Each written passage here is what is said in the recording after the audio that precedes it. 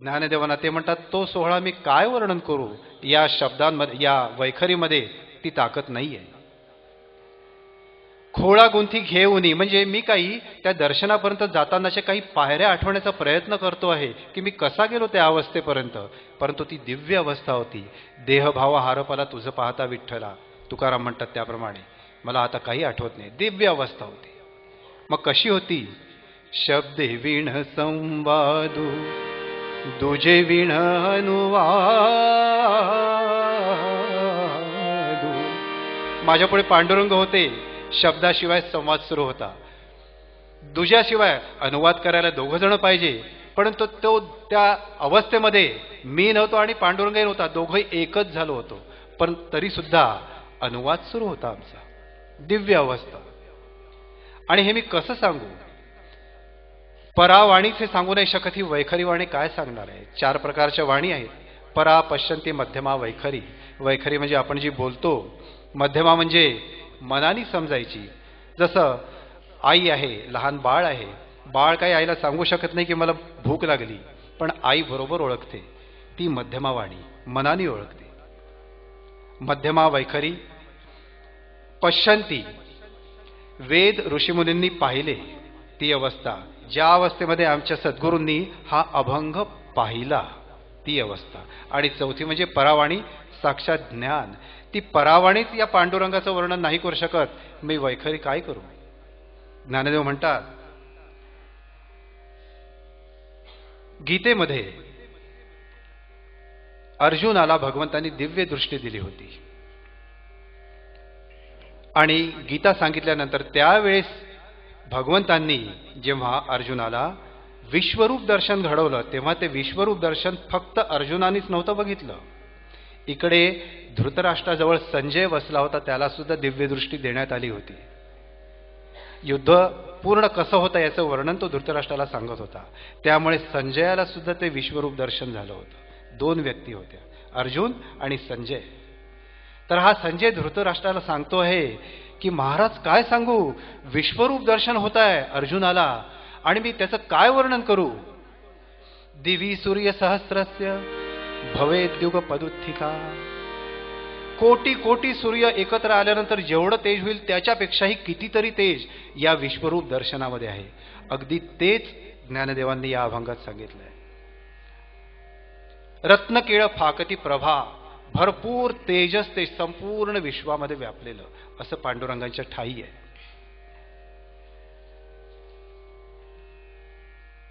आणि शेवटी पायापुढे गेले तर पाऊलची न दिसे ही अवस्था आहे.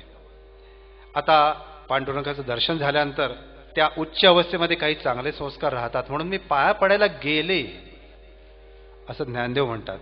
गेले, गेली, गेलो नाही म्हणत, याचंही रहस्य नंतर येईल. परंतु जेव्हा पाया पडायला गेलो तेव्हा तिथे पायच नव्हते, तो सर्वव्यापी स्वयंभू असा होता पांडुरंग. इथे पाऊल आहे की तिथे पाऊल आहे काही समजत नव्हतं, आणि समोर आहे की पाठीमोर आहे हे सुद्धा समजत नव्हतं. जेव्हा दर्शन होतं एका दृष्टिक्षेपात ते दर्शन होतं. एकदा आमचे सद्गुरू सांगत होते, एक महाराज आले आणि ते म्हणायचे, त्यांनी दावा केला होता की मला श्रीरामाचं दर्शन झालं. आमचे सद्गुरू ज्ञानी पुरुष होते, ते त्यांना भेटायला गेले. आपल्याला दर्शन कसं झालं कृपया आम्हाला सांगा, आम्हालाही ते अनुभव पाहिजे आहेत. त्या महाराजांनी सांगितलं, अजय कुछ नहीं, बस प्रभु श्री राम ऐसे हमारे सामने आए, खड़े हो गए, बस हो गया दर्शन. दर्शन असं कधी होत नसतं.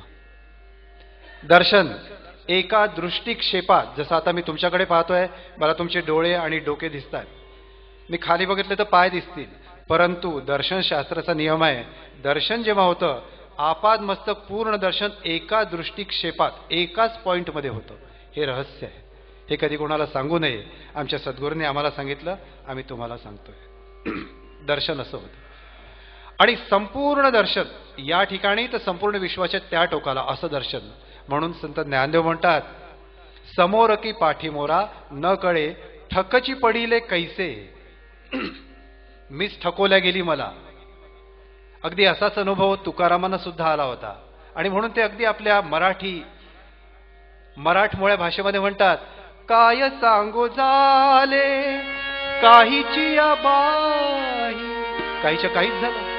मला काही शब्दात सांगता येत नाही. पांडुरंगाचं दर्शन झालं ते कसं सांगू. ज्ञानदेवांनी तेच सांगितलंय. आणि शेवटी म्हणतात, क्षेमा लागी देव क्षेमा लागी जीव उतावीळ माझा.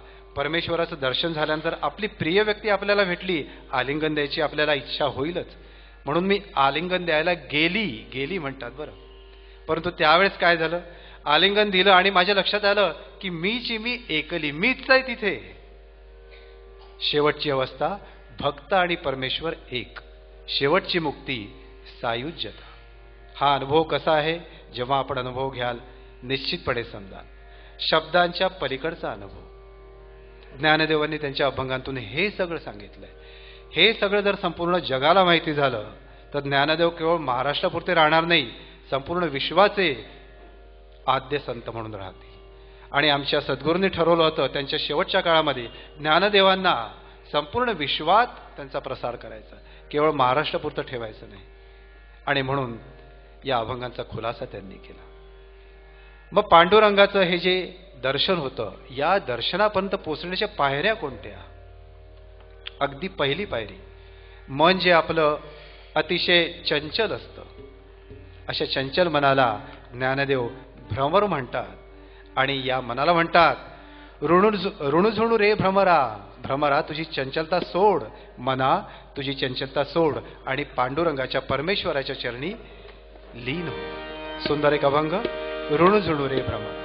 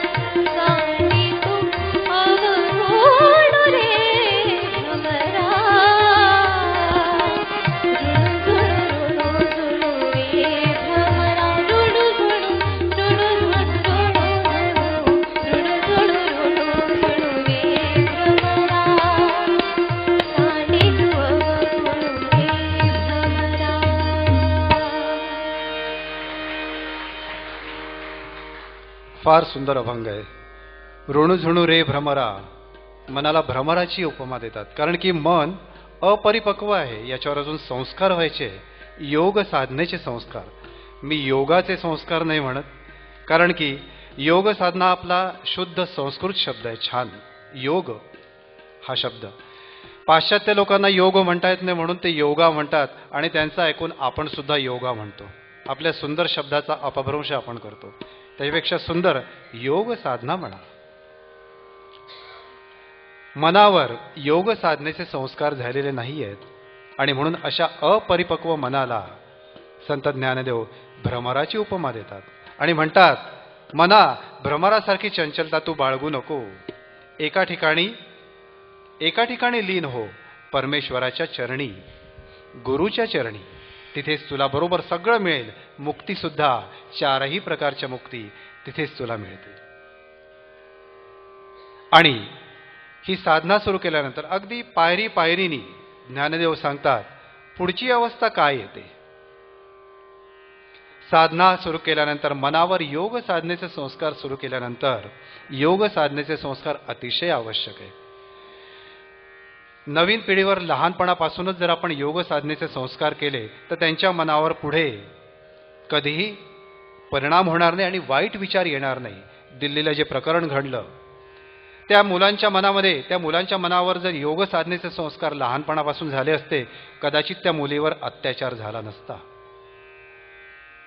आणि म्हणून योग साधनेचे संस्कार अतिशय आवश्यक आहे, अगदी लहानपणापासून. यासाठी योग साधना आवश्यक आहे. आणि म्हणून ज्ञानदेव म्हणतात की मना ही चंचलता सोडून दे, परमेश्वराच्या गुरुच्या चरणी लीन होण्याचा प्रयत्न कर. आणि मग यानंतर सुंदर जो अनुभव येतो, काय अनुभव येतो याच्याबद्दल पुढच्या अभंगात सांगतात.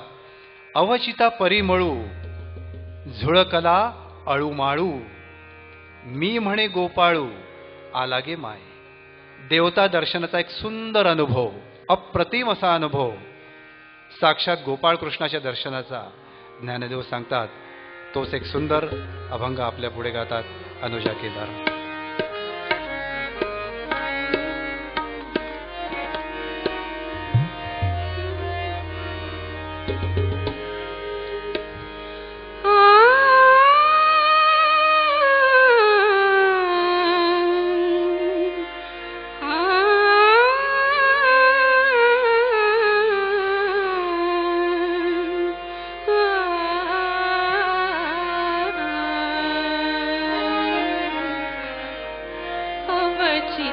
परिमळू झुळकला अळूमाळू, अवचिता परिमळू झुळकला अळूमाळू, मी म्हणे गोपाळू आलागी माये. अवचिता परिमळू झुळकला अळूमाळू, अवचिता परिमळू झुळकला अळूमाळू.